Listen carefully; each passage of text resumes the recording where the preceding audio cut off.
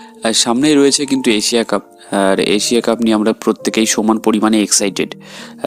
ইতিমধ্যেই আফগানিস্তান, পাকিস্তান, বাংলাদেশ, ইন্ডিয়া সবাই কিন্তু তাদের স্কোয়াডটা ঘোষণা করে দিয়েছে এশিয়া কাপের জন্য।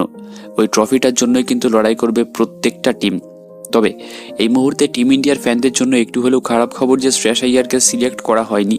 তো সেখানে একটু হলেও তাদের মনটা খারাপ।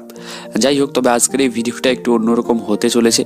কারণ কি, আজকের এই ভিডিওতে আমি তোমাদের জানাবো টিম এশিয়া কাপের জন্য প্লেইং 11, কিন্তু নর্মাল প্লেইং 11 না, আনসিলেক্টেড প্লেইং 11। মানে যেসব প্লেয়ার এশিয়া কাপের স্কোয়াডে সিলেক্ট হতে পারেনি বা সিলেক্ট করা হয়নি যাদের, তো তাদের নিয়ে একটা প্লেইং 11 আমি বানিয়েছি।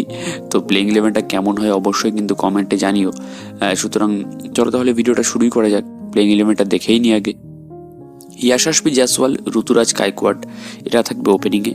এরপর KL Rahul, Shreyas Iyer captain, Rishabh Pant, Nitish Kumar Reddy, Washington সুন্দর, ক্রুনাল পান্ডিয়া, রবি বিষ্ণই, প্রসিদ্ধ কৃষ্ণা এবং মোহাম্মদ সিরাজ। এটাই কিন্তু আমার আনসিলেক্টেড প্লেইং 11 এশিয়া কাপের জন্য। তো প্লেইং 11টা কি তোমাদের মধ্যে কি বলছে যে আমার প্লেইং 11টা কি ঠিক আছে না ঠিক নেই, এটা কিন্তু অবশ্যই কমেন্ট করে জানাবে আগে। আর সঙ্গে তোমাদের যদি পছন্দের কোনো আনসিলেক্টেড প্লেইং 11 থেকে থাকে, যে তোমাদের মনে হয় যে এই প্লেয়ারগুলো সিলেক্ট হয়নি, এদের নিয়ে একটা প্লেইং 11 বানিয়ে কমেন্ট করি, তো সেটাও কিন্তু কমেন্ট করতে পারো তোমরা। সঙ্গে এটাও কমেন্ট করে জানিও যে পরবর্তী ভিডিও তোমরা কোন টপিকে দেখতে চাও।